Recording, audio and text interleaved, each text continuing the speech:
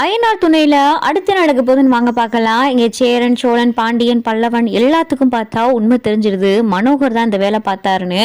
அப்பதான் பார்த்தா சேரன் சொல்றாரு, டேய் சோழா, இந்த விஷயம் நிலாவுக்கு தெரிய வேணாண்டா, பாவண்டா, அது ரொம்ப மனசளவுல உடஞ்சு போயிடும் அப்படின்னு சொல்லி இவங்க பேசிக்கிட்டு இருக்க நேரத்துல அந்த ரவுனிங்க பார்த்தா தப்பிச்சு ஓடிறானுங்க.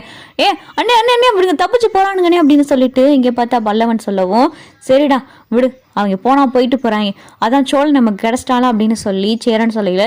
என்ன எப்படி பேசிக்கிட்டு இருக்க அப்படின்னு சொல்லி பல்லவன் சொல்றாரு, அண்ணனை கடத்திட்டு போயிருக்கானுங்க, பத்தாவதுக்கு டார்ச்சர் பண்ணிருக்கானுங்க, இவனுங்களை போலீஸ்ல கம்ப்ளைண்ட் கொடுத்து உள்ள தூக்கி வைக்க வேணாமா, அண்ணனை நம்பி வேற நகையும் பணமும் கொடுத்துருக்காங்கன்னு அண்ணன் தானே சொல்லிச்சு, அந்த நகையும் பணமும் என்ன ஆச்சு அப்படின்னு சொல்லிட்டு பல்லவன் கேட்கல.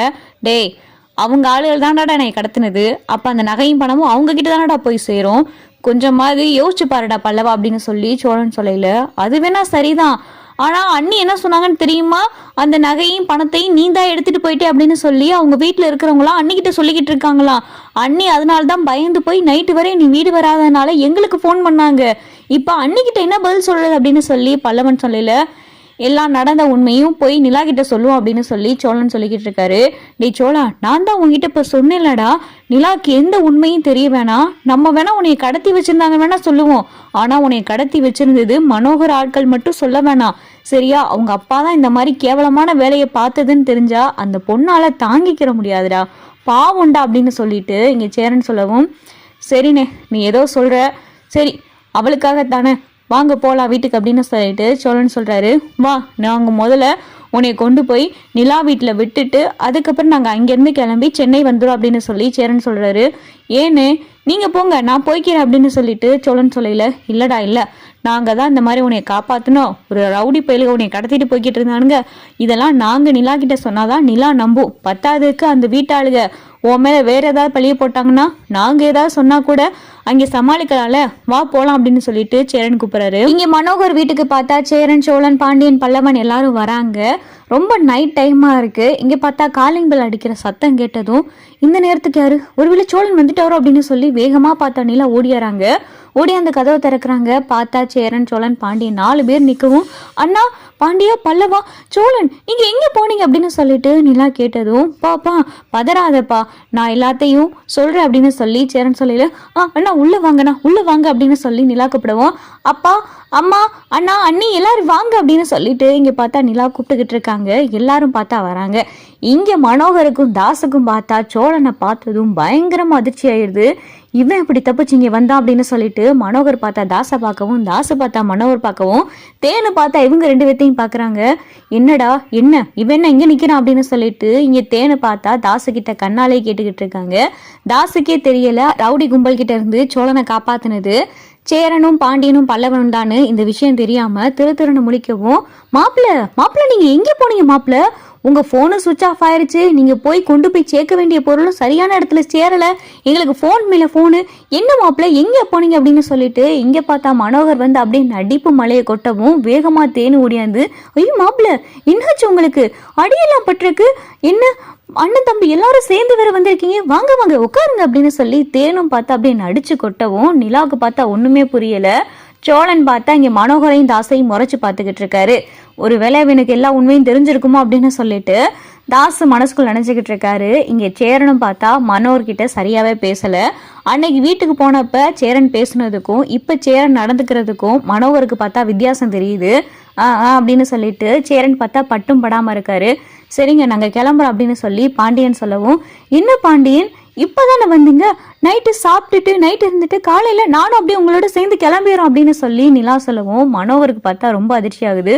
இவளை இப்படி இங்கே வச்சிருக்கலான்னு பார்த்தா இவ இங்க கிளம்ப போறான்னு சொல்றாளே அப்படின்னு சொல்லிட்டு இங்க மனோகர் பார்த்தா, நிலா அவங்க கிளம்புறட்டுமா, அவங்களுக்கு ஏகப்பட்ட வேலை இருக்கும், வீட்டை போட்டு அப்படியே வந்திருப்பாங்க, அதனால அவங்க கிளம்புறேன்னு சொல்றாங்க, நீ இன்னும் கொஞ்ச நாள் இருந்துட்டு போடா அப்படின்னு சொல்லி மனோகர் சொல்லவும், அப்பதான் பார்த்தா சேரன், இல்ல சார் எனக்கும் நிறைய வேலை இருக்கு, அதே மாதிரி சோழனுக்கும் வேலை இருக்கு, எத்தனை நாள் தான் லீவு கேட்டிருப்பான், நிலா உனக்கும் இன்டர்வியூலாம் இருக்குல்லப்பா, நம்ம இப்பயே கூட கிளம்பலாமா அப்படின்னு சொல்லி சேரன் கேட்டதும் அப்பதான் பார்த்தா நிலா, இல்ல நீங்க எப்படி இங்க வந்தீங்க, சோழனுக்கு என்னாச்சு எதுவுமே சொல்ல மாட்டேங்கிறீங்க அப்படின்னு சொல்லி நிலா சொல்லவும், அதுவாப்பா சோழனை ஒரு 4-5 ரவுடி பேருக கடத்தி போய்கிட்டு இருந்தானுங்க. அப்படி கடத்தி போய்கிட்டு இருக்கையில அந்த காரும் நாங்க ஓட்டிட்டு வந்த வண்டியும் ஆக்சிடென்ட் ஆகி அந்த கார்ல இருந்து சோழனை நாங்க பார்த்து அவனுங்களை துரத்தி போய் இதுதான்ப்பா நடந்துச்சு அப்படின்னு சொல்லிட்டு இங்க பார்த்தா சேரன் சொல்லவும் அப்பதான் தாசு, இதெல்லாம் நம்புற மாதிரியா இருக்கு, ஏதாவது சின்ன பிளேட்டை போய் இந்த கதையை சொல்லுங்க,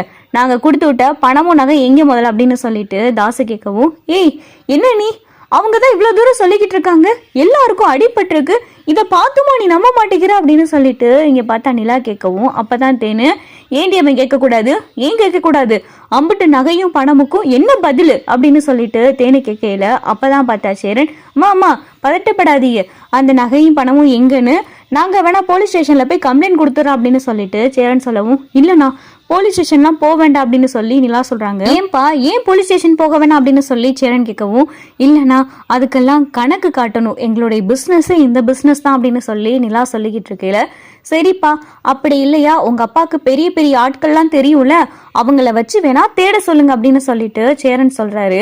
சேரன் பார்த்தா ரொம்ப பொறுமையா பேசிக்கிட்டு இருக்காரு. ஆனா சேரனுக்கு மனோகர் மேல ரொம்ப கோவம் இருக்கு. எதையுமே வெளிக்காட்டிக்கிறாம ரொம்ப அமைதியா பேசிக்கிட்டு இருக்காரு.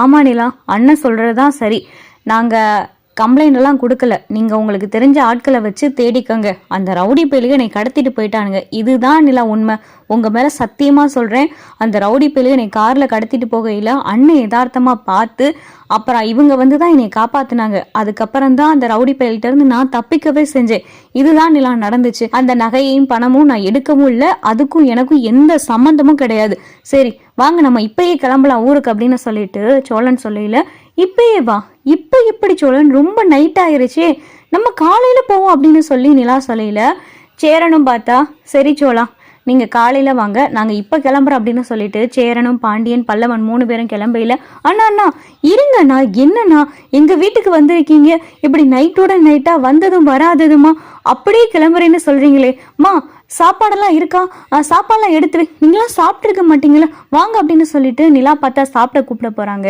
இங்க பார்த்தா தேனு மதி தாசு மனோகர் எல்லாரும் அப்படியே பார்த்துட்டு நிக்கவும், என்னம்மா அப்படியே நிக்கிற, போய் சாப்பாடு எடுத்து வை அப்படின்னு சொல்லி நிலா சொல்லவும், சரி அப்படின்னு சொல்லிட்டு தேனு பார்த்தா போய் சாப்பாடெல்லாம் எடுத்து வைக்கிறாங்க. இங்கே சேரன் பாண்டியன் பல்லவன் சோழன் எல்லாரும் சாப்பிட்றாங்க. என்ன சோழா ரொம்ப அடிபட்டுருச்சு அப்படின்னு சொல்லிட்டு நிலா பார்த்தா சோழன் மேல ரொம்ப அக்கறையா கேட்குறாங்க. இதெல்லாம் பார்த்தா சேரன் பார்த்துக்கிட்டு இருக்காரு. நிலா மனசு மாறிடுச்சு போலே அப்படின்னு சொல்லிட்டு சேரன் மனசுக்குள்ளே நினச்சிக்கிட்டு இருக்காரு.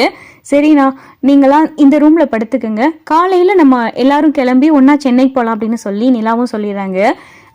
சரிப்பா நீயும் போய் தூங்க அப்படின்னு சொல்லிட்டு சேரன் சொல்றாரு. இங்க சோழனும் நிலா தூங்க வந்துடுறாங்க. சேரன் பாண்டியன் பல்லவன் 3 பேர் ஒரு ரூம்ல தூங்க போயிடுறாங்க. இங்க தாசு மனோகர் தேனு 3 பேர்த்துக்கும் பார்த்தா சும்மா வயிறு பத்திக்கிட்டு எரியுது. என்னங்க என்ன ஆச்சு, இவன் எப்படி தப்பிச்ச முதல்ல இங்க வந்தான், டேய் தாசு என்னடா நடக்குது, என்னடா எனக்கு ஒண்ணுமே புரியலையே, இவனை அப்படியே துரத்தி விட்டுரு, நம்ம நிலாவை நம்ம வீட்டுல வச்சுக்கலான்னு பார்த்தா என்னென்னமோ இங்க நடந்துகிட்டு இருக்கு, என்னடா காலையில வேற ஊருக்கு கிளம்புறேன்னு சொல்லிக்கிட்டு இருக்கா, இவளை விடக்கூடாதுடா, இவ இங்க போனா எப்பட்றா, இவளை விட்டுட்டு என்னாலதான் இருக்க முடியாதுடா அப்படின்னு சொல்லி தேனு சொல்லவும், மா பாத்துக்கலாம், முதல்ல இந்த சோழன் எப்படி தப்பிச்சு வந்தான்னு தெரியல, பத்தாதுக்கு அவனுக்கு நம்ம மேல சந்தேகம் வந்துச்சா இல்ல நம்ம தான் கடத்தி வச்சிருக்கோமான்னு எந்த விஷயம் தெரிஞ்சிச்சான்னு தெரியல, முதல்ல இதெல்லாம் தெரிஞ்சுக்கிறோம் அப்படின்னு சொல்லிட்டு தாசை பார்த்து அந்த அடியாட்களுக்கு ஃபோன் பண்ணவும் அந்த அடியாட்கள் பார்த்தா ஃபோன் எடுக்கவே இல்லை. என்ன தாசு என்ன ஆச்சு அப்படின்னு சொல்லி மனோகர் கேட்கவும், எவனுமே ஃபோன் எடுக்க மாட்டேங்கிறான்ப்பா, எல்லாரோடைய ஃபோனு சுவிட்ச் ஆஃப்ல இருக்கு அப்படின்னு சொல்லிட்டு தாசு சொல்லவும், சரி ஏதா இருந்தாலும் காலைல பார்த்துக்கலாம் அப்படின்னு சொல்லிட்டு மனோகர் சொல்லிக்கிட்டு இருக்காரு.